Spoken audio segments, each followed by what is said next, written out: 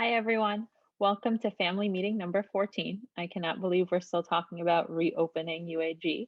Makes me realize this is a lot more of a marathon than a sprint. And as you notice right here, it says with updates as of August 26th. So we had this meeting live last night, and in less than 24 hours, there are already some updates and some additional information. So I'm sure many people are tuning in for a second time, so welcome.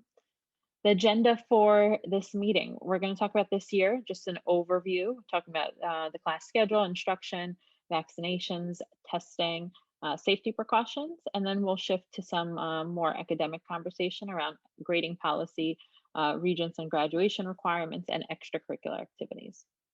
Starting with the overview for this year, we know what you know. So there is no inside information. Whatever you know from television and from Twitter, that's what we know. Occasionally we get advance notice, and if we do, it's usually 5 or 7 minutes at best before it's shared with the public.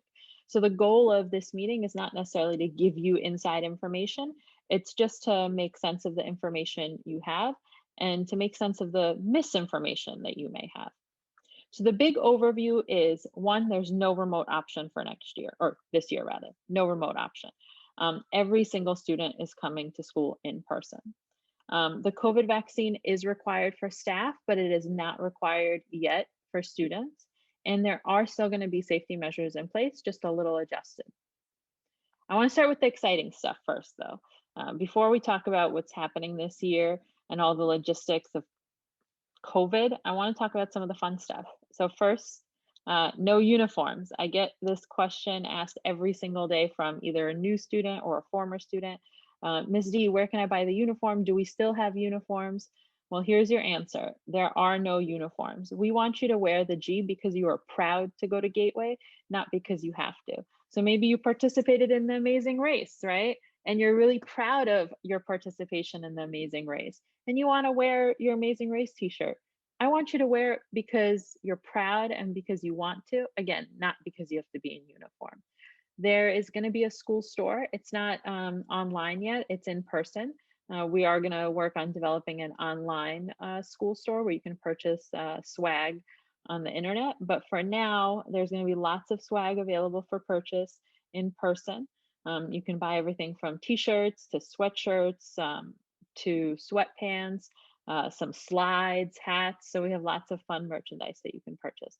The second very exciting thing is lockers. So every single kid will have a locker this year. In previous years, every other year, UAG students had to share lockers. We only had about 220 lockers. We now have 480 lockers. So that means that every single person is going to get their own locker. You don't have to share, and they are shiny and brand new. When you come to school the first day, which is Monday, September 13th at 8 a.m., that first day when you come in, you're going to see a lot of new shiny things, not just lockers. You're going to see a brand new college office. You're going to see brand new guidance offices, an upgraded main office. You will notice the hallway looks amazing. Lots of upgrades in the hallway as well. I don't even want to share what they are. You'll notice. And we got some new weight room equipment. So I will show you some photos, but I don't want to give too much away because I do want you to be surprised. A lot of people ask me, did we get a new elevator? No, we did not get a new elevator. We just got new doors. The elevator is unfortunately the same. So these are the lockers, but you'll see when you get in. Class schedule for next year. For those of you who are juniors and seniors, this is going to look very familiar. This is the schedule we had before COVID came. Your school days from 8:20 to 3:10, Gold is from 2:40 to 3:10, clubs start after Gold at 3:15, and lunch is a little early. It's basically like brunch time, 10:46.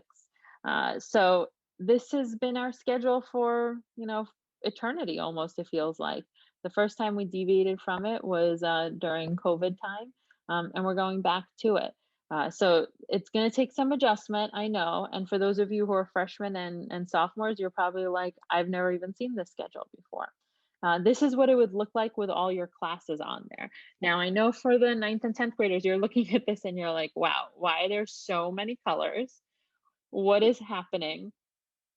Why is there different schedule for each day of the week. I know it seems really overwhelming right now. I promise you it will take you 1 week and you'll have it memorized. And the good thing is there's lots of people to help you out. Any of the upperclassmen can help you, any of the teachers, any of the staff members. They'll all be in the halls ready and willing to help you out. So don't worry too much about this now. You will learn it very, very quickly. I want to talk about what it means when I say no remote option. No remote option means that every single student is learning inside the school building. And I got a lot of follow-up questions to that. Kids said to me, like, Miss D, I understand there's no remote option, but I'm really afraid to come back to school. I'm hearing a lot of news about the Delta variant and I'm scared to get sick. Some students said to me, well, what if I'm high risk? What if someone in my family is high risk? I'm scared to catch it for their well being. I have a legitimate reason of why I want to do remote learning or why I want to learn from home. And a couple of people even said to me, I don't, I would love to be back in person. I don't have anyone at risk at home, but I just did a lot better academically during remote learning. And it's really important to me that I do well. I used to have 70s and now I have 90s because of remote learning. Can I continue remote learning, to keep my average up? And then a few kids, not too many, but two or three said to me, Ms. D, I would be so excited to be back at Gateway. I love Gateway. I love the teachers. I love the way that Gateway teachers teach, but I moved. During the pandemic, my family moved to Virginia. And as much as I want to come in person, there's no way I can commute to school every single day from Virginia. It's just physically not possible. And so, if that's the case, I have to do remote learning. Again, here's the thing, there is no remote learning. And so if you don't live in New York City anymore, um, you actually can't attend a New York City public school. So you can't even attend Gateway. That's one of the regulations. So if your residence is outside of New York City, you are not allowed to attend New York City public schools. That means even if you live in Long Island, you cannot go to a New York City public school. Um, Now, what about the options for if you can't return to in person learning because of other reasons, like you're afraid or you're worried that you're at high risk or you did better at home than coming into the building? Well, there's three options for you.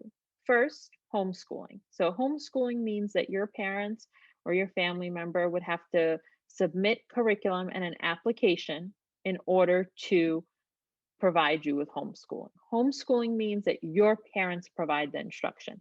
It does not mean that somebody comes to your house to teach you. It does not mean that you do your work online. It means that your parents are teaching you entirely. They are designing and providing the curriculum. The second option is transferring. So there are no New York City public schools that are offering remote learning options. The only way that you might be able to find a remote learning option is by transferring out of a public school. So perhaps you can find a charter school that offers remote learning. Perhaps you can find a private school that offers remote learning. However, do keep in mind that once you leave Gateway, you can't just come back next year because very likely we won't have any seats. So do take these, things into consideration when you're making that choice. Now, the third option, which is brand new, I just learned about this today, is something called home instruction. So, home instruction is very, very rare, but it's mainly for students with medical conditions. The DOE will send a teacher home to provide the instruction. So, what does that mean? So, this means that if there's any students who have a condition that's listed below, like sickle cell or leukemia or lymphoma, um, or some sort of adrenal disorder. So, any of these conditions that are listed here, they will be automatically approved for home instruction um, during this time of COVID 19. Now, you might have another condition that causes you to be immunocompromised. If it's not one of those, you do have to apply and wait to be approved. This entire process is online, and you can read through the application process and what it means to be eligible for this. The website is homeinstructionschools.com.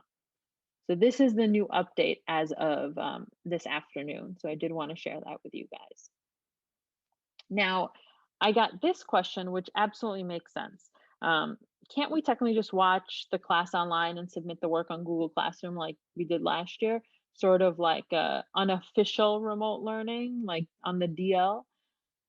So it sounds like it's very simple. Like I'll just watch it at home and hand everything in, I swear.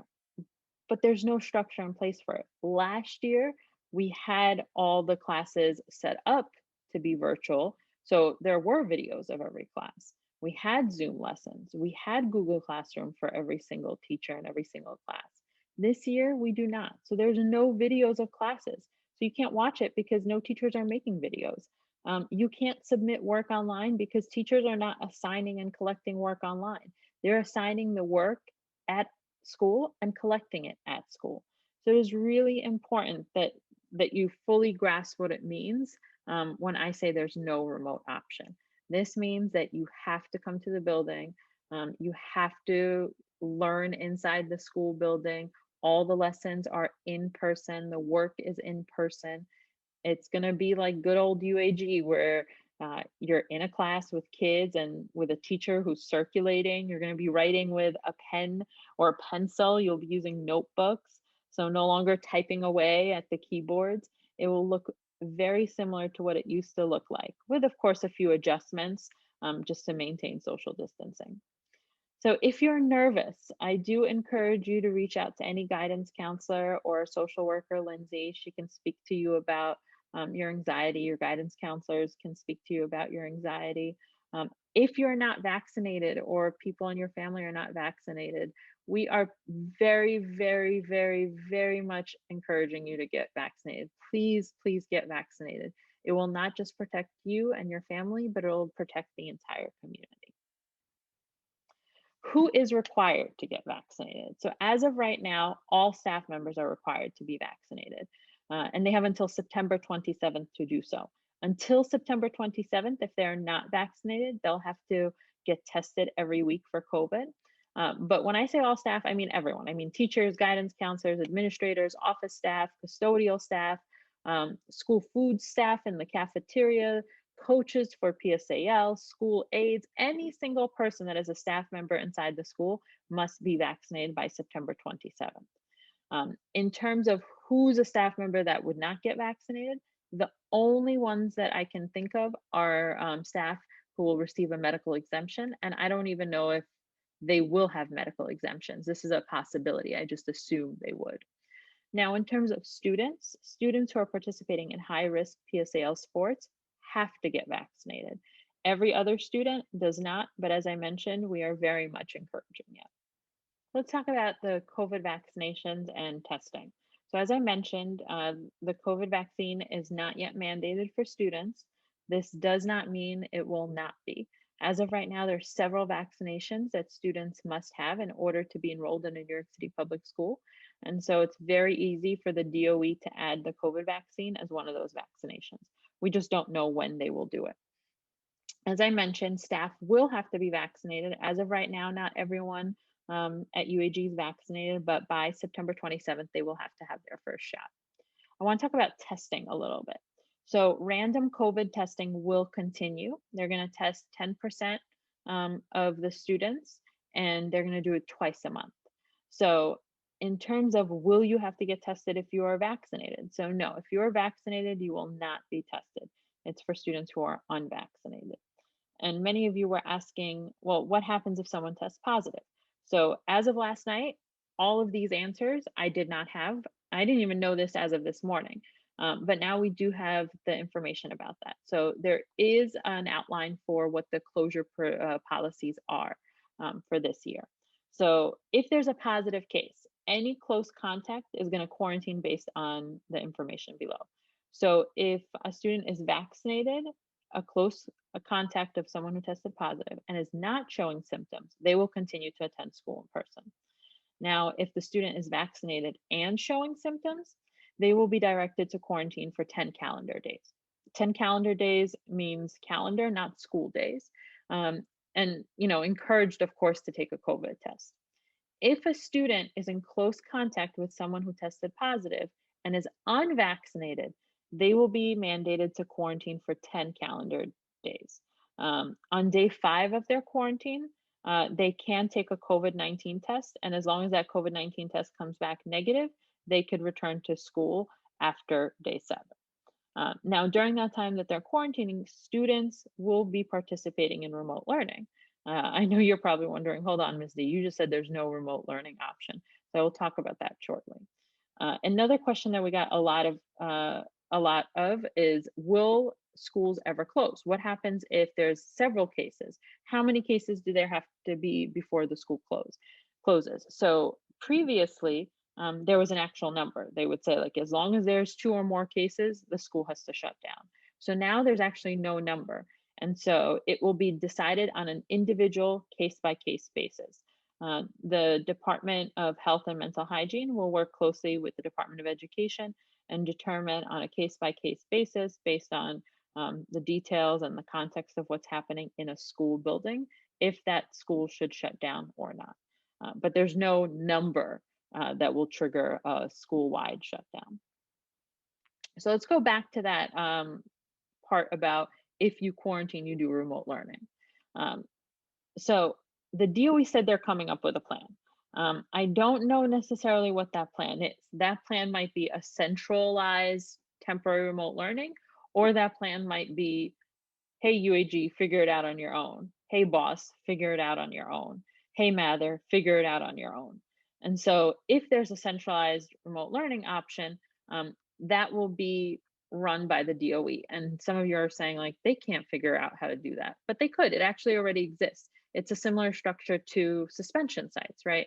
When a student gets suspended, they end up getting suspended any day of the week, right? It's not like everyone gets suspended on the same day. And so when that student is suspended, they're pulled from their school and they attend a central site with kids from all over the city who've also been suspended.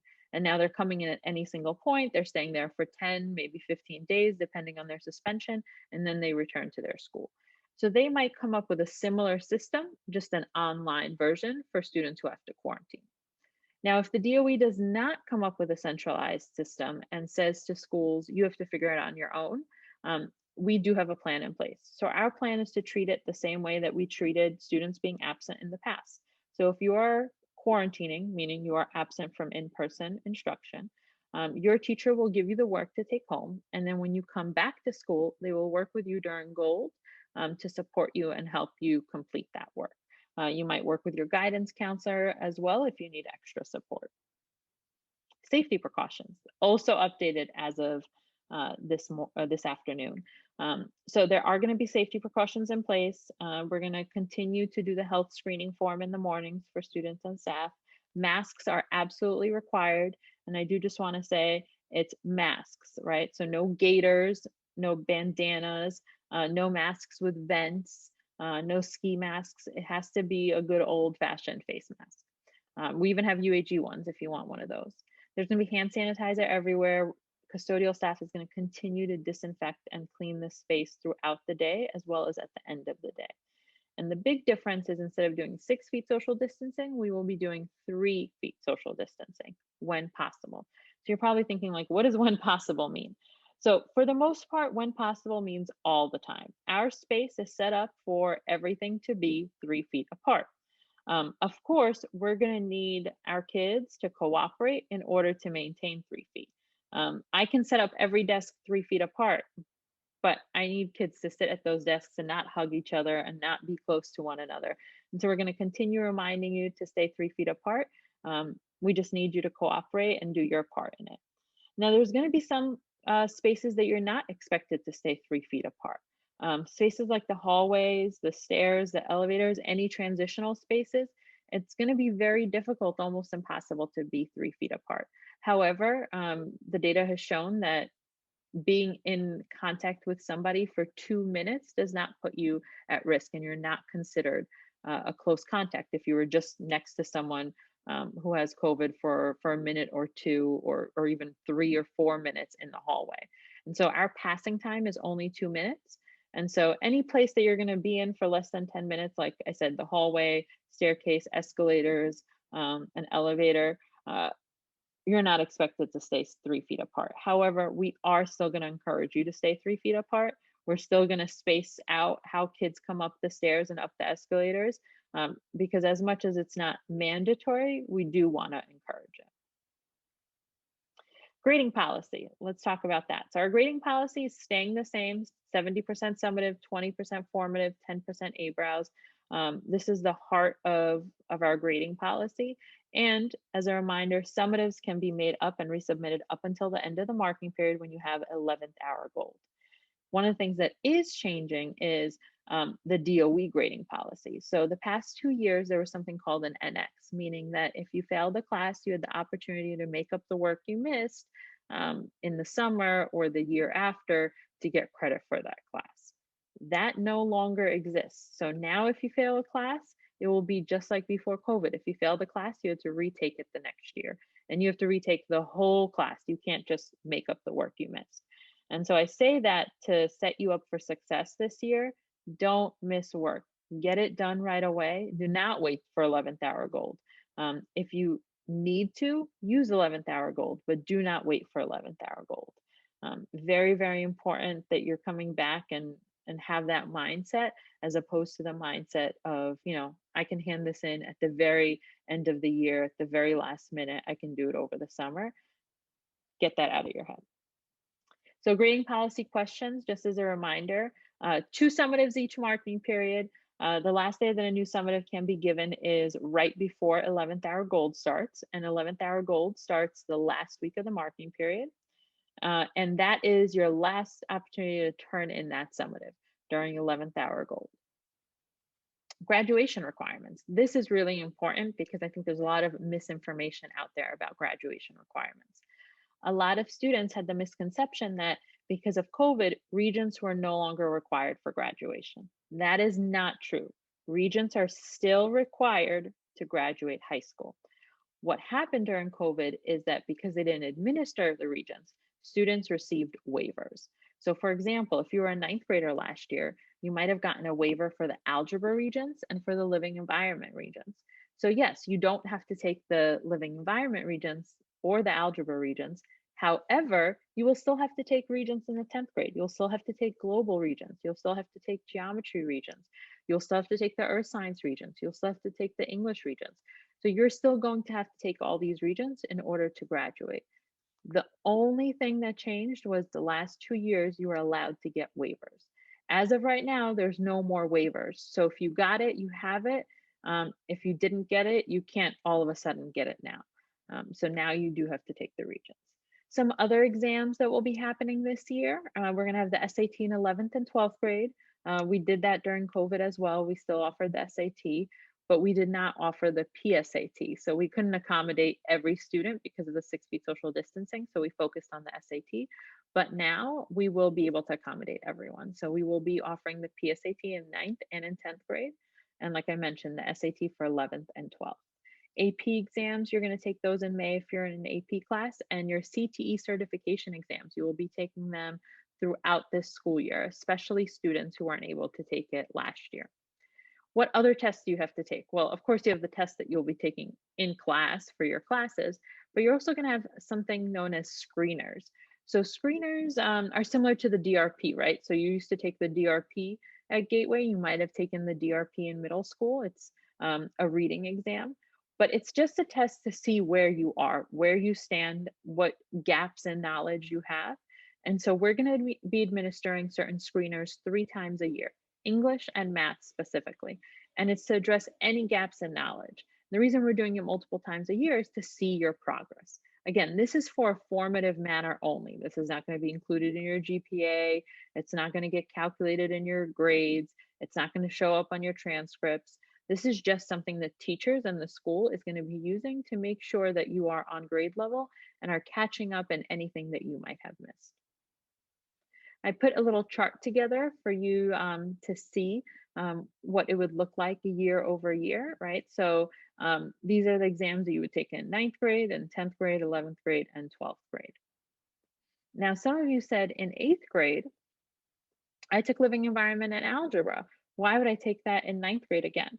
So this is a typical schedule of exams. Now, if you're a 9th grader who took living environment and algebra in middle school, passed them and received the waiver, then you would not retake the class. You would move on to earth science and geometry.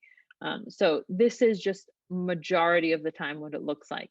Of course, depending on what classes you took, yours might look a little different. Extracurricular activities are still going to happen at UAG. Our school community is all about events. It's all about fun, right? Work hard, play hard. And so we still want the play hard part of it to happen. College trips are still going to take place. Of course, we have to be cognizant of the fact that certain universities require vaccinations. So we're going to have to work with colleges and universities to make sure that we're following their rules when we visit. PSAL is transitioning back to 100%. One of the rules that they put out is that any students or staff who are involved in high risk PSAL sports this coming school year, for example, football, volleyball, basketball, they're going to have to be vaccinated. And even some non high risk sports, for example, bowling, you will have to be vaccinated. Bowling takes place in a bowling alley, right? And you can't go into a bowling alley without a vaccination. Clubs will continue this year. They're going to be in person. Many kids ask me, what clubs? Whatever clubs you want to start, right? So we have our usual clubs, our anime club, our gamer haven, our Smash Brothers, our League of Legends. So there's certain clubs that we have every single year. But every single year, there's also new clubs that get added because students are interested in something. So if you are interested in starting a club, start thinking about it now. So when school starts, you can get student interest and start your club. Internships, mentorships, and apprenticeships. One of the things I'm very excited about is how many internships, mentorships, and apprenticeships our students were able to secure during remote learning. And many of them are continuing these opportunities during this school year. And so some of you asked, is my internship going to be in person or online? So that really depends on the company that you're working with.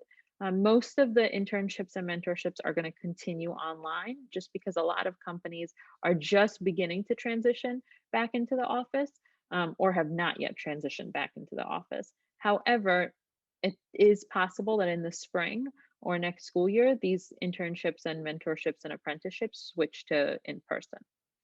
Traditions. So we have a lot of traditions at Gateway.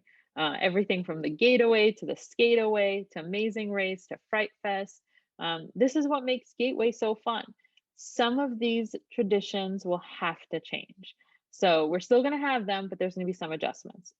Sadly, the one tradition that we will not be able to have this year is the Gateaway. So that will not happen this year. However, we're still going to have the Senior Gateaway. We're still going to have Thank Cake and core values. They will just have to be a little bit reimagined. For Thank Cake, we can't have 800 people show up all at once for dinner, right? So we're going to have to rethink what that looks like. Many other traditions will continue as they are. So Amazing Race, we did it last year and we did an Amazing Race just like we used to do before COVID and it was super fun. We can continue that. The Skateaway, many of you didn't get to experience it, but we can totally do a Skateaway without having to adjust what it looks like. We can still do Fright Fest and Hollygate and Spookygate. So all of these things can still happen the same way that they used to. Trips will continue to happen, but again, with some adjustments. We had several trips that we took last year, like not last year, the year before, to the movies, to bowling, to laser tag, to paintballing. So we do have to adjust these trips because there's now regulations, right? If you're unvaccinated, you can't go to laser tag. And so they will happen, but with some adjustments. I do not believe the international trip will happen this year. Again, it's still to be determined. There's a slight chance that it could. We still have time because that trip is in the spring. So we will keep you posted, but I know that they're already starting to plan an international trip for next year. So if it doesn't happen this year, we hope that we can definitely go next year. So other than some structures, there are also going to be differences this year. We're going to have to do a culture reset. We're going to have to talk about expectations. We're going to have to detect our kids. They've been stuck to their phones and their computers and their iPads for so long. We're going to have to help people socialize. There's many folks who haven't been in the building ever, right? So some of our ninth graders have never seen the building at all. They didn't even come for orientation. Our 10th graders probably spend a couple of months in the building. And a lot of kids haven't been back in the building since March 2020. And so we are going to have to support everyone in the transition back to school, even staff. There's some staff members who haven't been in the building since March 2020. So this is going to be a family effort, a family affair. We're going to need your help in this, parents. We're going to need your help in this, students. Staff, we're going to need your help for sure. And so we are going to be talking about this transition back. We are going to do a little bit of a culture reset and remind people what it means to be a student, and more importantly, what it means to be a UAG student and what is the UAG way. So, as much as we say it's going to be back to normal, it's not entirely back to normal. And we have to remind ourselves of what normal used to be and what normal is now. As I mentioned, this is going to be a family affair. We're going to need all hands on deck. And one of the ways that you can help is by being a part of the Parents Association. So please, parents, I encourage you to join the PA. And we are actually running an election. We'd love to have you a little bit more involved than just joining it. We're looking for president, treasurer, and secretary. We have co-presidents, co-treasurers, co-secretaries. So we need 2 folks for each role. This is a great way to get involved in the school. And your kids are going to need you now more than ever. This is going to be a really challenging time. Some of our juniors, kids who are juniors, still say to me, I feel like I'm a freshman. And so the more involved that you are in the school, the more successful your child will be, and the more successful the community will be. So please join the PA, run for one of the roles. If you're interested, you can email our parent coordinator, Ms. Diaz. Her email is vdiaz@uagateway.org, or you can email me, d@uagateway.org. If you have any questions, so I know there's no way to ask questions on this video, but if you have any questions, please do not hesitate to email us. We will get back to you. If you have any individual concerns, something unique to your situation, again, email us so we can talk to you and figure out a solution. Thank you so much. Thank you for tuning in. For those of you who tuned in for the second time, thank you for watching. Again, this time it went on without any bloopers, tech difficulties, crying babies, or very loud barking dogs. Thanks so much. Take care.